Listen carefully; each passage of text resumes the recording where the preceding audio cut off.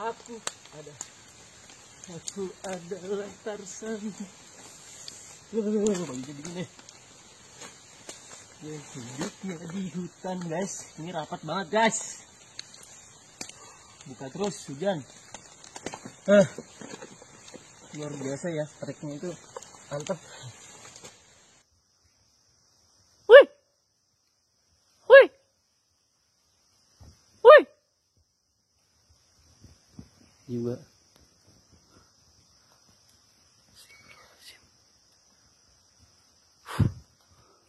Jadi satu pohon yang cukup gede, diameternya segede tangan gini lah. Tapi itu goyang, Bang. Goyang gitu kan, keresak. Arwahnya daripada yang meminta tolong itu dari Sukhoi, ini kayaknya pramugari. Dia minta tolong, makanya dia ngasih isyarat kamu di pos 4 itu. Assalamualaikum warahmatullahi wabarakatuh. Balik lagi sama gue Indra. Apa kabar teman-teman semuanya? Semoga kalian menonton video ini selalu diberikan kesehatan, dilancarkan urusannya, serta dimudahkan rezekinya. Malam ini kembali gue menghadirkan seorang narasumber nih. Dan narasumber gue lagi-lagi seorang pendaki. Langsung aja kita sapa Kang Iwel. Apa kabar, Kang? Alhamdulillah sehat, Bang Indra. Sibuk apa nih sekarang? Sekarang lagi fokus usaha aja, Bang. Usaha? Iya. Boleh tahu nggak nih usahanya usaha apa nih? Oh iya, kalau usaha gue di bidang konveksi, tapi sekarang lagi ngerambat ke bidang outdoor. Oke. Jadi kayak pembuatan tenda, terus down suite yang untuk apa? -35 itu. Karena kebetulan gue juga lagi nyasar pasar ekspor untuk diekspor ke sasarannya sih untuk di Nepal gitu, Bang. Berarti mau go internasional nih? Mudah-mudahan gitu, Bang. Jadi selama ini kan kita impor produk terus kan. Nah, gue punya ide coba kita ekspor produk yang kira-kira bisa tembus ke pasar internasional gitu loh. Berarti ada toko offline-nya juga? Toko offline ada, tapi bukan toko sih, masih di rumah gitu kan. Oh, masih di rumah. Jadi tempat produksi langsung lah gitu. Oh, oke.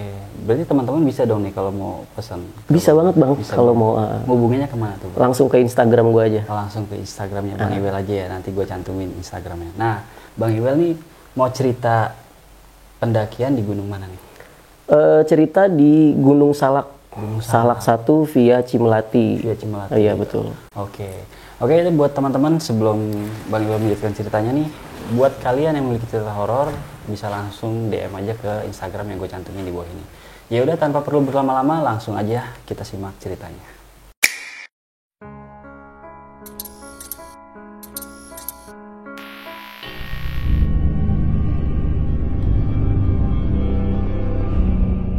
Ada nggak sih hal-hal yang ganjil di dalam itu? Nggak boleh cuci muka di dalam ya, berarti harus dibawa keluar ya, kayak ngebas atau ngebabat gitu ya. Sebenarnya jalurnya ini emang jalur resmi. Si pengikutnya. Oke, Bang Iwel, gimana tuh kejadiannya? Jadi kejadian ini tuh sebenarnya simple, tapi sebelum gue mulai cerita pada pendakian kali ini, gue akan mengembalikan ini persepsi kepada teman-teman sekalian atau buat yang nonton lah gitu. Mau dianggap mistis ya monggo, atau mau dianggap ini sebuah fenomena alam, atau bahkan ada yang bisa menjelaskan secara ilmiah ya monggo gitu loh. Karena gue gini, Bang, gue tipikal pendaki yang rasional sebenarnya, selalu merasionalkan keadaan. Tujuannya agar ketika gue nanti bertemu dengan sesuatu hal-hal yang aneh, itu di trek tuh gue nggak panik. Karena kan kalau panik kan bahaya, nanti khawatirnya kita kaget terus lari malah jadi fatal akibatnya gitu kan. Jadi kejadian ini pada tahun 2022 kemarin di hari Senin tanggal 26 Desember. Jadi kan awalnya itu setelah gue pulang dari Rinjani nih sama istri gue waktu itu, yang rencananya waktu itu kita pengen ke Tambora tuh, Bang, lanjut, tapi kebetulan karena waktu itu Tambora tutup kan, akhirnya putar arah lah kita ke Jakarta. Sampai di rumah selang seminggu kan, namanya kaki kita udah pengen siap naik gunung nih, Bang, ke Tambora, gagal. Terus akhirnya kemana ya gitu kan, akhirnya gue iseng-iseng lah coba pengen naik ke Gede dulu awalnya waktu itu, cuma karena terlalu rame gitu kan, akhirnya gue memilih Gunung Salak via Cimelati. Kenapa gue milih Salak via Cimelati? Yang pertama karena akses menuju sana itu gampang, terus nggak kena macet di puncak kan. Terus yang kedua, untuk simaksinya masih bisa beli offline waktu itu. Yang ketiga, treknya juga masih dapet trekking yang lumayan terjal, terus tipikal hutannya itu masih padat, masih asri lah, itu yang gue pilih. Akhirnya hari Minggu itu gue coba omongin ke temen gue dulu. Waktu itu sebenarnya rencananya gini, pengen coba kita bikin camper yuk gitu kan. Ya udah boleh, kita kemana nih? Makanya gue pilih ke Salak itu kan, karena kebetulan yang gue ajak ini buat acara reunian gitu loh. Karena pendaki-pendaki senior tuh biasanya pengennya tempat yang sepi bang. Udah di Minggu paginya itu tanggal 25 Desember sampai siang kita ngopi-ngopi, malamnya gue ngomong sama istri gue, yang kayaknya aku main naik Gunung Salak deh, mau survei sekalian buat nyari tempat untuk camp area ntar. Katanya, oh ya udah nggak apa-apa, kamu sama siapa?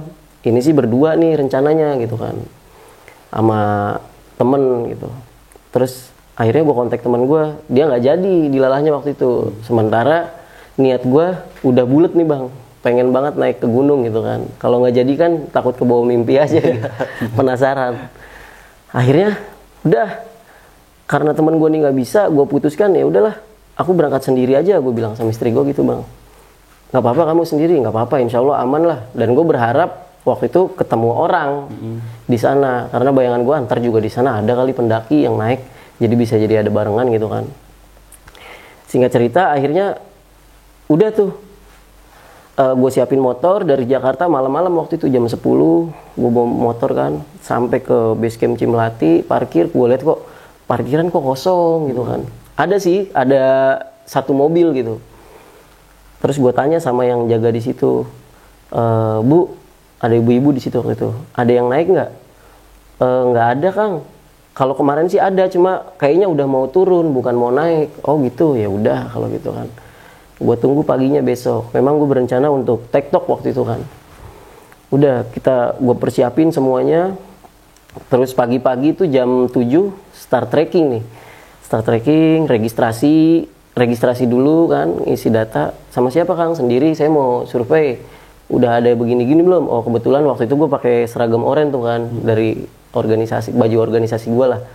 Sekarang kita lagi TikTok nih, Salak dari Cimlati Solo, dan ini sepi banget hari biasa kan.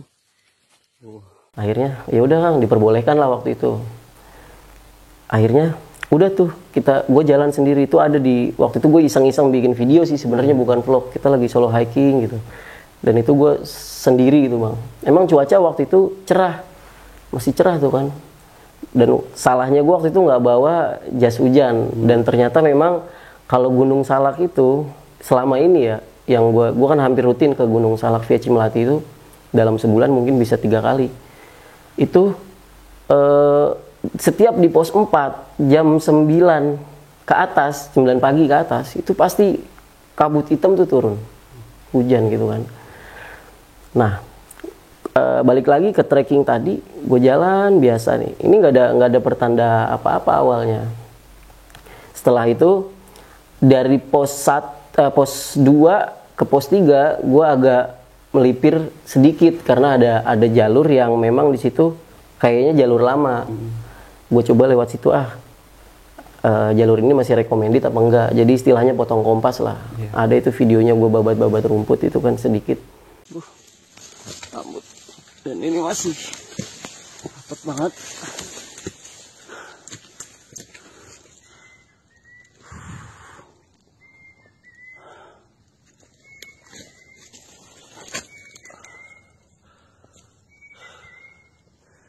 Kita mungkin bisa pakai jalur ini ya. Aduh, tinggal direkomendasikan buat yang belum memilih ini.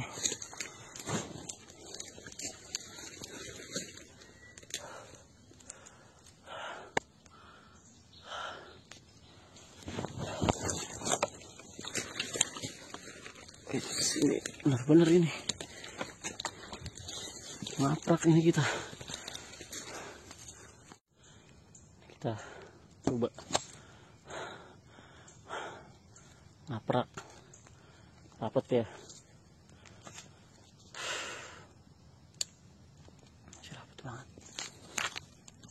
solo hiking.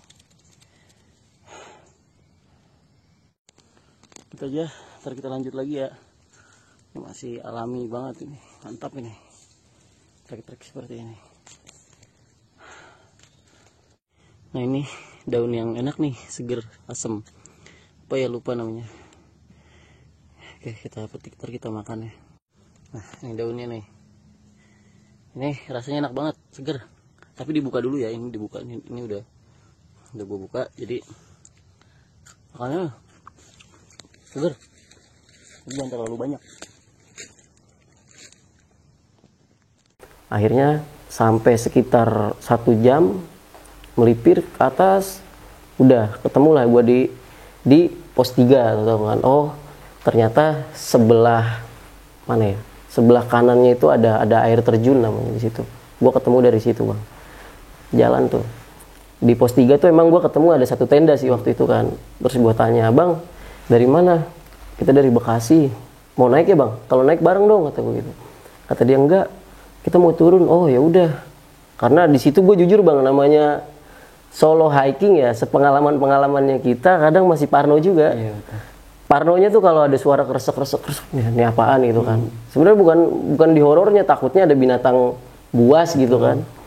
Tiba-tiba nerekam kan, itu kita juga apalagi sendiri gitu, minta bantuan sama siapa. Akhirnya gue istirahat dulu di pos 3 itu, karena gue bawa kompor kebetulan, bikin kopi sebentar, terus sarapan. Waktu itu juga kan masak mie doang sih.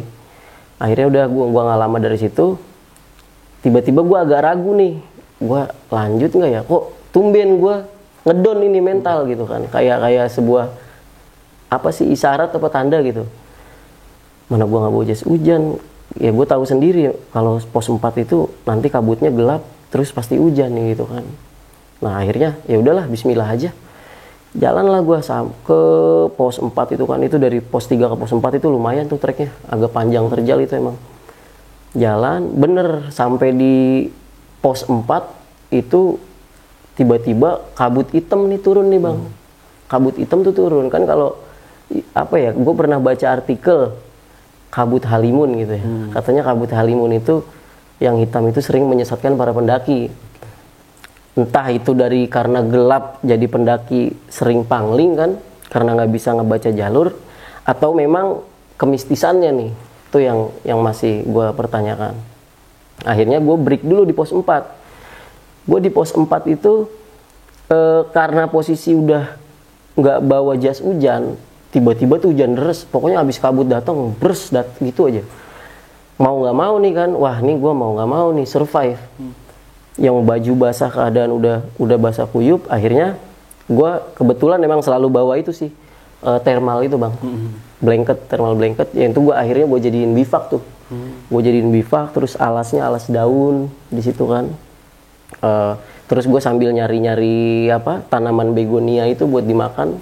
Karena kebetulan juga kita udah pernah ikut survival gitu bang, jadi tahulah sedikit-sedikit bekal survive di hutan itu kan.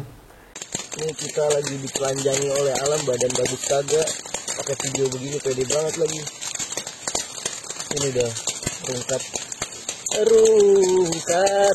ente-entean. Ini udah ini banget, ada bro, survive bro, solo bro,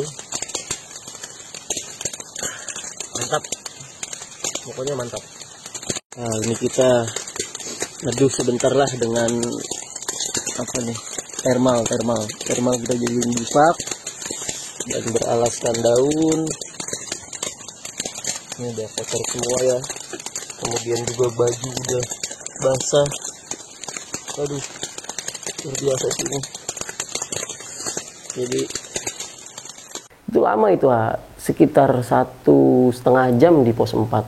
Ini kok kabut nggak hilang-hilang, hujan nggak reda-reda gitu kan. Jadi seolah-olah kayak ngasih isyarat, udah lu nggak usah ke puncak gitu loh. Takutnya gimana gitu. Mungkin di situ isyaratnya. Nah, akhirnya ya udahlah, gue kalau misalnya gue diem terus juga gue kedinginan ini. Jalanlah ke atas tuh, ke atas dengan tempo cepat waktu itu, semi running lah, sampai atas. Aku ada Aku adalah Tarzan. Begini. Ya, hidupnya di hutan guys. Ini rapat banget guys. Buka terus hujan. Luar biasa ya, treknya itu mantap. Udah cuma nggak ada foto-foto itu di atas karena HP udah gua fokusin di plastik kan. Takutnya rusak nantinya. Turun lagi ke pos 4 karena bivak itu gue tinggal di situ. Dan kompor tuh gue tinggal di situ. Turun dari situ gue makan dulu, udah masak, makan. Nah, tapi nggak tahu hawanya setelah gue turun dari puncak itu agak beda.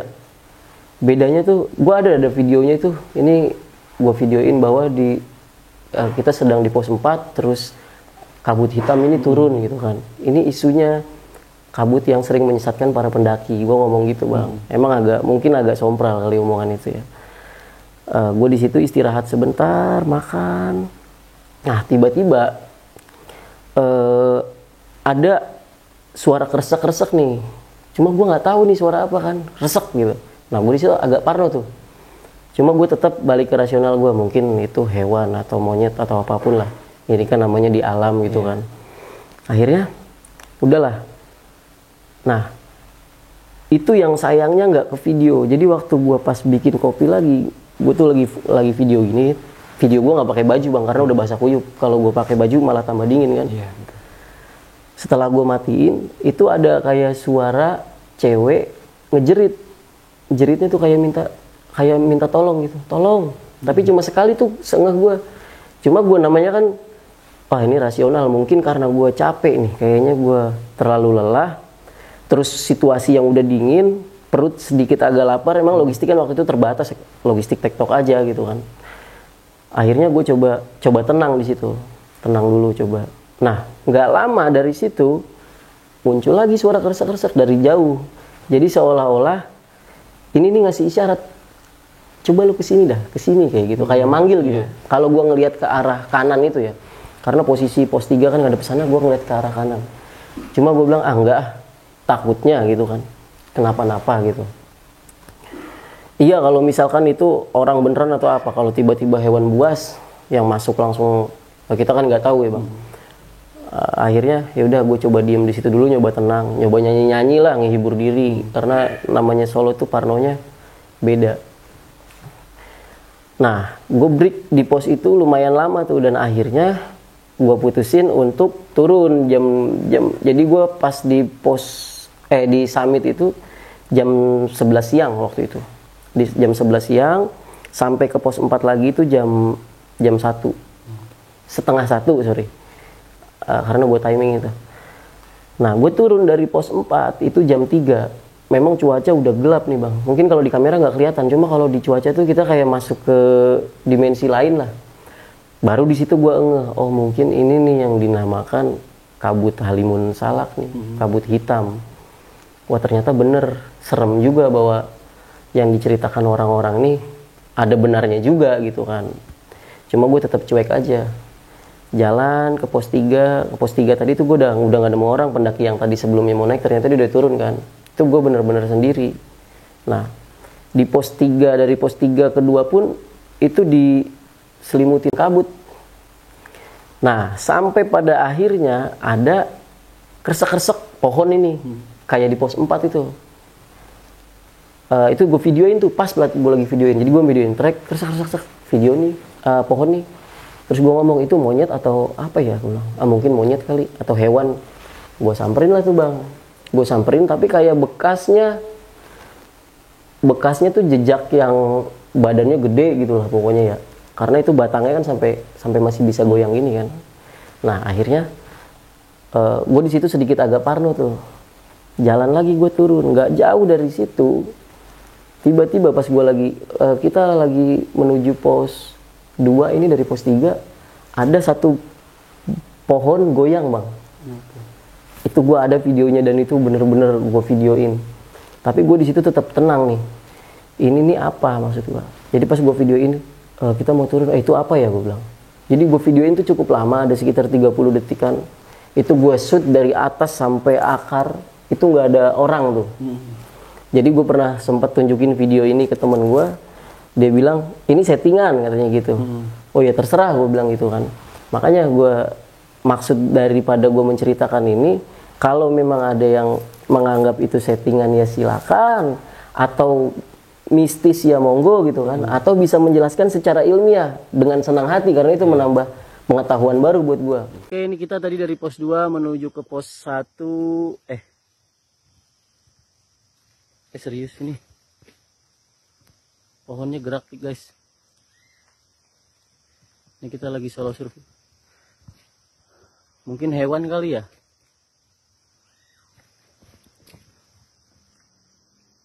Nah, kamu bisa lihat ya pohonnya gerak. Tuh. Angin apa hewan, tapi kalau angin kok ininya diem ya.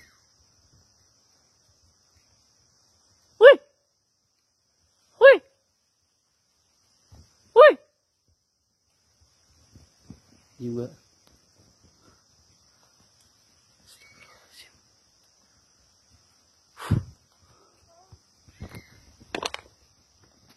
oke, ntar kita lanjut lagi guys ya. Jadi satu pohon yang cukup gede, diameternya segede tangan gini lah. Tapi itu goyang bang, goyang gitu kan, seret keresak. Itu gua videoin. Oh ini kok bukan hewan ini. Tapi juga bukan angin. Kalau angin pasti dia semuanya dong. Tapi ini cuma satu pohon gitu kan. Nah gue di situ udah mulai agak ngedon tuh mental. Terus, wah jangan-jangan ini kali yang diceritain horornya Salak nih seperti ini kali. Cuma gue yang pada akhirnya gue tuh baca sholawat tuh. Allahumma sholli ala sayyidina Muhammad, saking paniknya. Tapi gue nggak boleh panik karena gue nggak boleh lari nih. Itu gue ragu. Kalaupun gue balik ke pos 3, gue nggak bawa bekal. Mau nggak mau kan gue harus ngelewatin jalur itu ya. Jadi kebayang juga itu gue. Jadi pas gue videoin tuh, kalau gue lewat, yang ada di pikiran gue waktu itu tiba-tiba ada yang ngerekam gitu bang. Pas gue lewat di area situ, brok gitu kan. Takutnya gitu. Cuma gue tunggu dulu lah sekitar hampir 15 menit itu gue tunggu sambil ngerokok santai gitu kan. Sambil gue liatin terus itu, abis gue rekam. Ini nih apa? Gue sambil mikir apa fenomena atau apa gitu kan. Nah akhirnya udahlah, karena gue udah ngerasa dingin waktu itu kan, habis baca sholawat gue tanpa pikir panjang emang itu langsung jalan cepet bang, jadi bukan lari. Lari dan gue sampai ke base camp. Gue ceritain lah ke base camp tuh waktu itu, Kang saya punya fenomena seperti ini, gue bilang gitu. Ternyata katanya, oh itu udah nggak heran Kang di Salak katanya gitu. Itu gue belum sadar tuh bahwa di HP yang gue record, di video yang gue rekam itu ternyata ada suara. Nah suara ini yang 3 hari kemudian junior organisasi gue bilang, karena itu kan gue share di grup ya, tolong siapa yang bisa menjelaskan secara ilmiah gitu kan. Ya ada yang bilang yang menyangkut mistis pun ada, yang menyangkut ini ada gitu kan. Akhirnya sampai base camp, itu udah biasa. Nah sampai rumah tuh jadi bahan apa penelitian gue tuh bang. Coba ini buat apa sih? Ini apa sih sebabnya? Karena kalau gue baca di artikel itu kan mungkin daun yang bisa bergerak itu kan, karena akar itu kebanyakan kadar gula, jadi dia bisa menggerak-gerakkan, atau pohon biasanya rantingnya bisa turun sendiri, dan itu ada fenomena ilmiahnya. Tapi kalau misalkan batang yang goyang-goyang kayak digoyang-goyangin gitu bang, seolah-olah ngasih isyarat itu tadi, itu gue belum sampai sekarang nih masih bertanya-tanya. Makanya gue nggak menceritakan ini di podcast manapun. Sempat waktu itu gue upload dan malah menjadi kontroversial gitu kan, wah settingan gini. Akhirnya daripada memancing itu semua, gue take down lah videonya. Dan memang menceritakan ini tuh untuk ya sekedar sharing aja. Ini loh pendakian gue. Nah setelah 3 hari itu tiba-tiba junior gue WA gue, bang kenapa? Anjir serem kata dia gitu. Serem kenapa? Lu dengerin pakai headset. Kenapa sih? Coba, tahu-tahu dia ke rumah gue tuh, karena kan memang rumahnya deket ya, deket. Lu dengerin bang pakai headset. Nah, pas gue habis baca yang di video tuh, astagfirullahaladzim, Allahumma sholli ala Muhammad, habis baca sholawat, ada yang minta tolong kayak di pos 4. Suaranya cewek bang, tolong. Emang sekilas doang sih, 0, sekian detik lah, tolong gitu. Akhirnya, ya audio itu kan gue gedein waktu itu ya. Coba ini ada yang beranggapan bahwa itu adalah pramugari Sukhoi. Ini dari sisi mistis. Waktu kejadian Sukhoi itu kan, kita kan tahu tuh. Nah, ada yang beranggapan seperti itu, temen gua yang memang dia percaya dengan mistis gitu kan. Kalau saya lihat ini adalah arwahnya daripada yang meminta tolong itu dari Sukhoi. Ini kayaknya pramugari. Dia minta tolong, makanya dia ngasih syarat kamu di pos 4 itu. Tapi dia anehnya ya, dia bisa tahu tanpa gue ceritakan kejadian itu. Lo waktu di sana sebelum ke puncak, ini berhenti nggak di suatu tempat? Dia cuma bilang gitu. Iya betul di pos 4. Lo ngelihat nggak pohon keresak-keresak? Terus ada jerit minta tolong. Lah, itu sebenarnya dari situ. Dari puncak. Kalau ini sisi mistisnya ya. Dari puncak, lo tuh udah diikutin sebenarnya bang. Dia minta tolong, katanya gitu. Mungkin karena nggak tenang atau gimana, tapi kan gue juga nggak berani ngomong begitu bang. Wah jangan bilang gitu, nanti ini menyinggung keluarga ini kalau begini, khawatirnya menjadi yang enggak. Nah kalau dari sisi ilmiah belum ada nih, tapi yang bilang kalau itu settingan, mungkin lu ngajak temen lu goyang-goyangin. Ngapain gue ngajak temen lu goyang-goyangin, kurang kerjaan gue bilang gitu kan, kalau buat kayak gitu. Nah akhirnya sampai sekarang pun ya silakan gitu loh. Dan audio videonya pun ada itu, minta tolong tuh, tolong. Emang pas gue denger tuh agak merinding. Pas setelah goyang-goyangin video pohon itu goyang-goyang, terus minta tolong itu. Akhirnya kan mindset gue, karena temen gue yang paling banyak ngomong tentang mistis, kan mulai kesetir ke situ bang. Apa bener gitu kan? Tapi ya wallahu alam lah, kita kan nggak tahu. Ya memang kalau dijelaskan secara ilmiah, hal mistis itu kan ya nggak bisa dijelaskan gitu. Tapi kalau dirasakan, ya gue merasakan. Itu bang yang paling, sejauh ini yang paling nyata ya selama pendakian gue ya itu. Karena buktinya bener-bener terrecord. Dulu awalnya pernah tuh ada video gue lihat di akun Instagram yang pohonnya goyang-goyang. Nah ternyata hal itu juga kejadian sama gue tuh. Jadi waktu itu gue pernah lihat, masa iya sih? Kalau gue mikirnya dulu, apa ditarik pakai tali dari atas gitu kan. Ternyata pas gue ngelihat, oh ternyata ada nih. Nah gue nggak tahu tuh, cuma mungkin kalau ada yang bisa ngejelasin ya monggo gitu. Jadi maksud gue ya menceritakan ini sekedar pengalaman gue aja ini bang. Jadi bukan untuk mendiskriminasikan tempat, buat nakut-nakutin jangan ke gunung itu, enggak.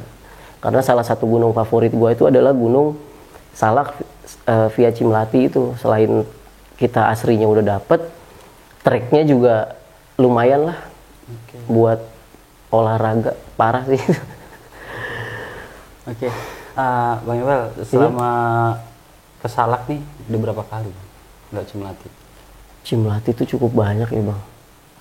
Ada nggak banyak-banyak banget sih, paling 12 kalian. 12 kali. Iya 12 kali.